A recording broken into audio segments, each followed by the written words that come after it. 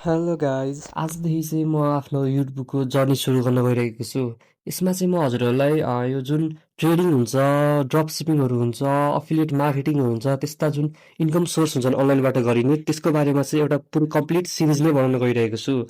आज चाहिँ म ट्रेडिङबाट सुरु गर्छु र ट्रेडिङभित्र पनि हाम्रो टेक्निकल एनालाइसिस र फन्डामेन्टल एनालाइसिस दुईटा जुन छ त्योबाट चाहिँ गर्न सुरु गर्न गइरहेको छु। र हाम्रो टेक्निकल र फन्डामेन्टल भित्र पनि धेरै कुरा पर्छन्, जस्तै how to click stock, portfolio management, risk management जस्ता धेरै कुराहरू पर्दछन्। ल आजको भिडियो सुरु गरौँ। तो चलिए शुरू करते हैं। सबभन्दा पहिला म आफ्नो नेप्सी चार्टमा जान्छु। 12 seconds later.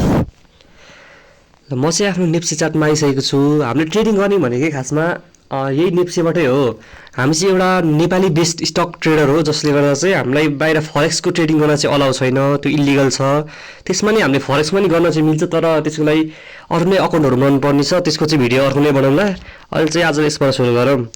अब अरू सबै स्टक एनालाइसिस गर्नुभन्दा पहिला तपाईँले म बेसिक सिकाइदिन्छु। तपाईँहरूलाई बेसिक थाहा छैन भने यो चाहिँ हाम्रो एउटा स्टकको एउटा यो चार्ट हो। यो एउटा स्टक भन्नाले नि टोटल स्टकको चाहिँ एउटा एरे हो, कलेक्सन हो हाम्रो यो। यसमा चाहिँ हाम्रो के छ भन्दाखेरि यो जुन ग्रिन र रेड क्यान्डल छ यो भनेको चाहिँ हाम्रो प्राइसको बारेमा हुन्। अब हाम्रो म यो रेड क्यान्डलमा गएँ, यो अलि ठुलो हो, यसमा म गइला। यसमा रेड क्यान्डलको भित्र पनि धेरै डिस्क्रिप्सनहरू हुन्छन्। जस्तै यो रेड क्यान्डलभित्र के छन् भन्दाखेरि म तपाईँलाई देखाइदिन्छु। ल हाम्रो जुन यहाँ माथिपट्टि छ, यो माथिपट्टि जुन छ हाम्रो के भयो एकछिन है, फेरि मिलेन रहेछ अलि, ठिक छ। हाम्रो जुन यो रेड छ, जुन यो रेड क्यान्डल छ, यसमा हाम्रो यहाँनिर माथि लेखा छ ओपनिङ प्राइस कुन भन्दाखेरि यो है। यसभित्र पनि कस्तो नमिल्ने रहेछ यो।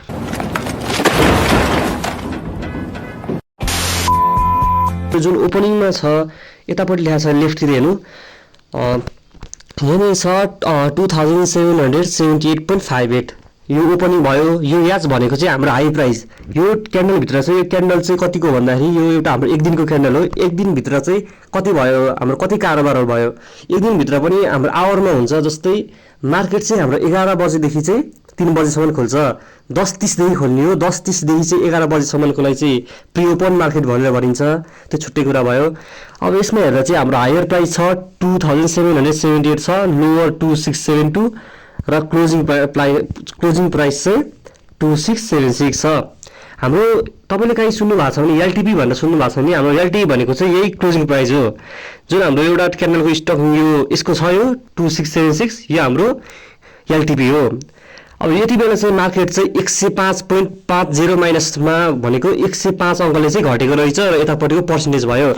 यो हाम्रो रेडमा देखायो भने चाहिँ हाम्रो यो घटेको बुझिन्छ भने यो हर्रेको देखायो भने चाहिँ बढेको बुझिन्छ। तर कतिपय अवस्थामा चाहिँ हाम्रो यसमा नि एउटा एक्सेप्सन लाग्छ। जस्तै एक्सेप्सनमा हाम्रो के लाग्छ भन्दाखेरि कतै छ भने देखाइदिन्छु म तपाईँहरूलाई। यता स्टक यसमा छैन जस्तो।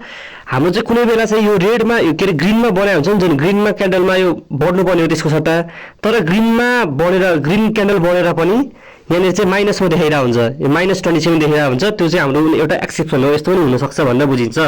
यसको लागि चाहिँ हामीले बाइङ र सेलिङ प्रेसरको कुरा हुन्छ, त्यो चाहिँ हामी पछि सिक्छौँ। आज चाहिँ हामी बेसिकको बारेमा त सिक्ने आज चाहिँ यो एनालाइसिसको बारेमा। तपाईँलाई म पहिला टेक्निकलको सघाउँछु, अनि फन्डामेन्टलमा पनि जाउँला। अरू यो भइहाल्यो। हाम्रो तलको यो भोल्युमहरू यो जुन छन् तल यिनीहरू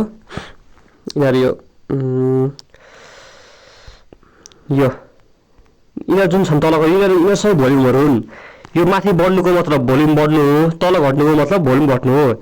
यो बेसिक भइहाल्यो हाम्रो। यिनीहरू यता चाहिँ टुलहरू हुन्, यो चाहिँ नेप्सीका धेरै टुलहरू हुन्।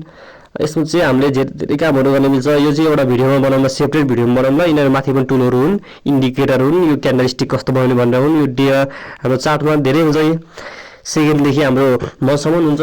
तर हामीलाई बेसिक चाहिने भनेको चाहिँ 1 आवरको चाहिन्छ, एउटा 1 डेको चाहिन्छ, एउटा 1 विकको चाहिन्छ, एउटा 1 मन्थको चाहिन्छ। यति चाहिँ हामीले हेर्ने प्याटर्नहरू यो उतिनीहरू हुन्। यिनीहरू चाहिँ यो हाम्रो यो टाइमहरू हुन्। यो तलको यो सेकेन्ड मिनेटहरू चाहिँ हामीले हेर्दैन, किनभने हामीले चाहिँ सर्ट सेलिङ हाम्रो नेप्सेमा चाहिँ अहिलेसम्म एभाइलेबल छैन। सर्ट सेलिङ इन्ट्राडेहरू चाहिँ एभाइलेबल छैन। हामीले गर्ने भनेको स्विङ ट्रेडिङ हो र इन्भेस्टमेन्ट हो, जुन लङ टर्मको लागि गरिन्छ, त्यति हो। त्यसैले गर्नको लागि चाहिँ हामीले स्विङ कि त नेपालमा इन्ट्राडे नै आउनु पऱ्यो, कि त सर्ट सेलिङ नै आउनु पऱ्यो, अनि गर्न सकिन्छ। नत्र त्यो त्यस्तो चाहिँदैन। यदि हामीले डिपमा हेर्ने भए चाहिँ त्यो हेर्न मिल्छ, त्यस्तो हेर्न नमिल्ने होइन। त्यसको भिडियोहरू आउँछ बिस्तारै बिस्तारै।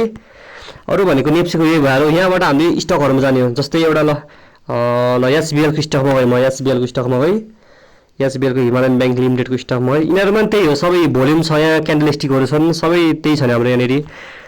ए त्यस्तो केही डिफ्रेन्स छैन। यहाँनिर चाहिँ टाइमहरू कहिलेदेखि सुरु भएको, एसबिएलको अब कति 2000 कतिदेखि सुरु भयो एसबिएलको, धेरै पहिला रहेछ त्यो रहेछ 2014, 13, 12, 2012तिरबाट सुरु भएको रहेछ एसबिएल चाहिँ। त्यहाँदेखि अहिलेसम्म चलिरहेको, यो धेरै ट्रेडहरू भइसक्यो। अब जस्तै हामीले खासमा ट्रेडिङ, अब यहाँनिर हामीले अर्को बेसिक सिक्दाखेरि चाहिँ यस्तो हो, हामीले यहाँनिर किन्ने भनेको कुन बेला एउटा स्टक किन्ने भनेको चाहिँ जब त्यसको त्यो स्टकको चाहिँ प्राइस लोमा आउँछ।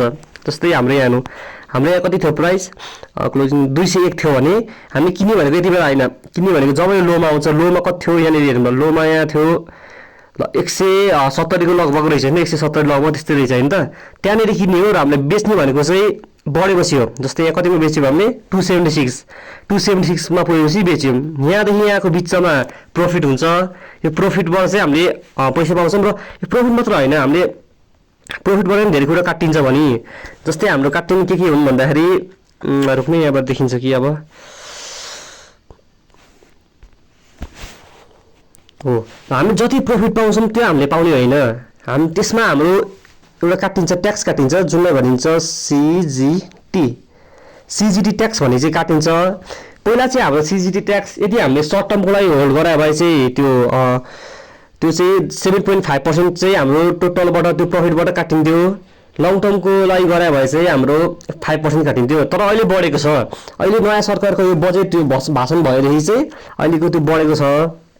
त्यसैले सिजिटी ट्याक्स सर्ट टर्मको लागि काटिन्छ 10%, लङ टर्मको लागि काटिन्छ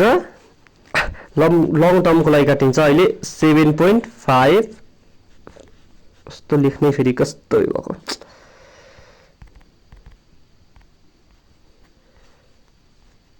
लेख्नै मिलेन। 7.5% काटिन्छ। जे होस्, बुझ्नु त्यति बुझे हुन्छ। सर्ट टर्मको लागि सर्ट टर्ममै तपाईँहरूले सेयर 1 वर्षभित्रै बेच्नुभयो भने चाहिँ 10% काटिन्छ। 1 वर्ष राखेर पछि बेच्नुभयो भने चाहिँ 7% काटिन्छ। त्यसरी बुझ्न सकिन्छ हामीले। त्यसरी सबै प्रफिट चाहिँ हामीले आफ्नो हातमा आउँदैन, त्यो चाहिँ सरकारमा त्यो जान्छ, डिस्ट्रिब्युट हुन्छ। त्यसरी बुझ्न सकिन्छ। ल आजको लागि चाहिँ यति नै भिडियो। अझै अब हजुरहरूलाई त कति जिज्ञासा होला, यो केही बुझ्नु त भएको छैन। त्यही भएर म चाहिँ हजुरहरूलाई बुझाउने अझै कोसिस गर्दछु। त्यसैले अरू भिडियो नै आउँछ हाम्रो यो च्यानलमा चाहिँ। त्यसैले सबैले यसलाई सब्सक्राइब, लाइकहरू गरिदिनु होला।